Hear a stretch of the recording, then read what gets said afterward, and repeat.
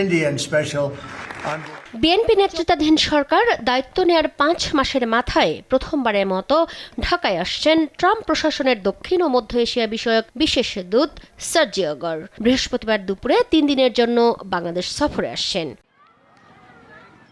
সফরে পররাষ্ট্রমন্ত্রী খলিলুর রহমান, অর্থমন্ত্রী আমির খসরু মাহমুদ চৌধুরী, প্রধানমন্ত্রী তারেক রহমানের সঙ্গে বৈঠক করবেন তিনি। এছাড়াও কক্সবাজারে রোহিঙ্গা শিবির পরিদর্শনেও যাবার কথা রয়েছে তার।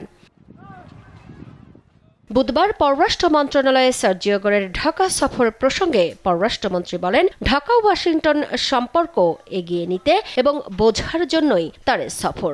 প্রথম সফর হিসেবে আমরা ধারণা করছি এটা এক্সপ্লোরেটরি সফর। উনি বাংলাদেশ সম্পর্কে বুঝতে চাইবেন, শুধু আমাদের সঙ্গে না, অন্য অনেক স্টেক হোল্ডারের সঙ্গে কথাবার্তা বলবেন। তার আমাদের রোহিঙ্গা সমস্যাটা সম্পর্কে উনি অবগত আছেন। ঢাকা বেইজিং ঘনিষ্ঠতায় ওয়াশিংটনের উদ্বেগের প্রসঙ্গ আনতেই পররাষ্ট্রমন্ত্রী বলেন, এক দেশের সঙ্গে সম্পর্ক ভালো মানেই অন্যের সঙ্গে সম্পর্ক খারাপ নয়। কোনো দেশের সঙ্গে আমাদের সম্পর্ক অন্য দেশের প্রেক্ষিতে জিরো সাম গেম নয়। একজনের সম্পর্ক ক্ষতি করে আরেকজনের সম্পর্ক বৃদ্ধি করছে, আমরা কখনোই সেটা করব না। সব দেশের সঙ্গে আমাদের স্বার্থ অক্ষুণ্ণ রেখে, আমাদের স্বার্থকে এগিয়ে নিয়ে আমরা সম্পর্ক বৃদ্ধির চেষ্টা করেছি।